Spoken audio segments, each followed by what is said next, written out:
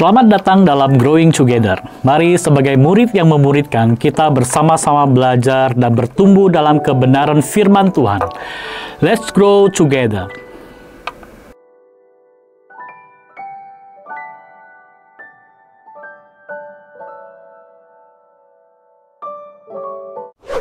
Saudara-saudara, sebagai orang Kristen kita sangat bersyukur atas kebaikan Tuhan yang telah memberikan anugerah keselamatan kepada kita. Kita terbebas dari bayang-bayang maut yang menakutkan dan digantikan dengan pengharapan hidup kekal yang penuh sukacita dan damai sejahtera. Betapa bersyukurnya kita atas kebaikan Tuhan itu. Namun menjadi pertanyaannya, setelah kita menyadari bahwa kita telah diselamatkan dari hukuman dosa, apa yang akan kita lakukan untuk menunjukkan rasa syukur kita kepada Tuhan? Pertanyaan ini disampaikan oleh seorang anak SMK kepada saya.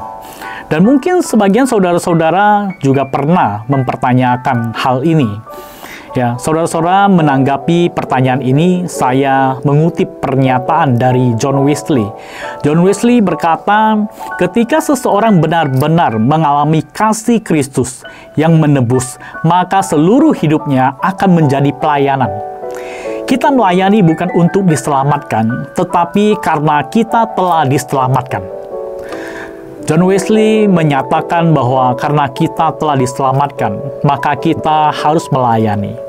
Namun saudara-saudara harus ingat bahwa melayani bukan hanya sekedar terlibat dalam aktivitas atau kesibukan pelayanan di dalam gereja. Namun harus dengan satu kesadaran bahwa semua pelayanan yang kita lakukan harus tertuju kepada Kristus. Prinsip ini sesuai dengan pengajaran yang disampaikan Rasul Yohanes yang tertulis di dalam Yohanes pasal 12 ayat 26 yang mengingatkan setiap orang percaya untuk menjadikan Kristus sebagai pusat dari pelayanan mereka. Saudara-saudara, mari kita renungkan teks Alkitab ini.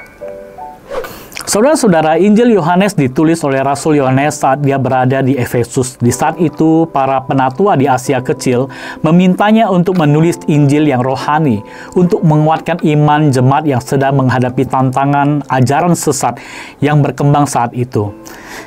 Ajaran itu menolak keilahian Kristus. Dalam Injil yang ditulisnya, Rasul Yohanes menekankan bahwa Tuhan Yesus adalah Allah dan jalan keselamatan satu-satunya. Dan orientasi kehidupan manusia harusnya tertuju kepada Dia. Dan dalam Yohanes pasal 12 ayat 26 ini, Rasul Yohanes menyatakan salah satu ekspresi kehidupan manusia yang berorientasi kepada Kristus, ialah melalui pelayanan. Rasul Yohanes mengutip perkataan Tuhan Yesus yang berbunyi, "Barang siapa melayani aku, ia harus mengikuti aku, dan di mana aku berada, di situ pun pelayananku akan berada. Barang siapa melayani aku, ia akan dihormati Bapa." Yohanes pasal 12 ayat 26, pada ayat ini, Matthew Henry berpendapat bahwa mengikut Kristus berarti melayaninya dengan setia dan meneladani kehidupannya. Ia menjelaskan bahwa pelayanan kepada Kristus tidak hanya berupa tindakan lahiriah, tetapi juga melibatkan penyangkalan diri dan kesediaan untuk mengikuti jalan yang telah ditempuh oleh Kristus, termasuk dalam penderitaan. Matthew Henry juga menyoroti janji Kristus dalam ayat ini yang berbunyi, "Di mana aku berada, di situ pun pelayananku akan berada." Hal ini menunjukkan bahwa mereka yang setia melayani Kristus akan menikmati kehadirannya, baik dalam kehidupan ini maupun dalam kemuliaan yang kekal. Ia juga menekankan bahwa kehormatan sejati dari Allah yang akan menghormati mereka yang setia melayani Kristus. Sedangkan John Gill di dalam buku tafsirnya berjudul Exposition of the Bible menulis bahwa mengikuti Yesus berarti meneladani kehidupannya, termasuk dalam penderitaan dan kematiannya. Ia menekankan bahwa para pengikut Kristus harus siap untuk menanggung penderitaan demi ketaatan kepada Allah, sebagaimana Kristus telah menderita. Jill juga menyoroti tentang janji yang terkandung dalam pelayanan Kristus. Di mana aku berada, di situ pun pelayananku akan berada. Menurutnya, ayat ini menunjukkan bahwa para pengikut Tuhan Yesus akan bersamanya dalam kemuliaan kekal.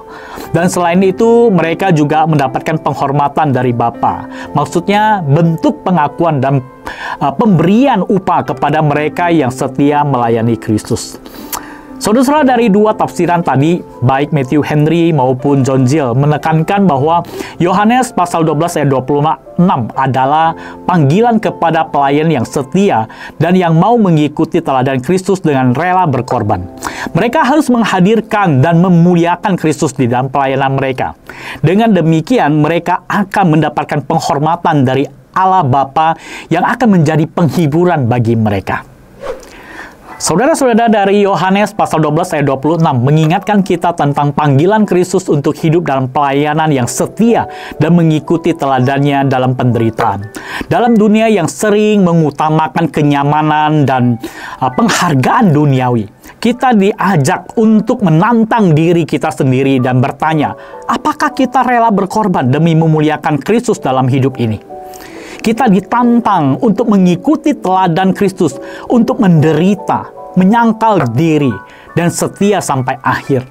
Dan dalam pelayanan kita dipanggil untuk menghadirkan Kristus dan memuliakannya, baik melalui tindakan kita, sikap kita, maupun keputusan kita sehari-hari.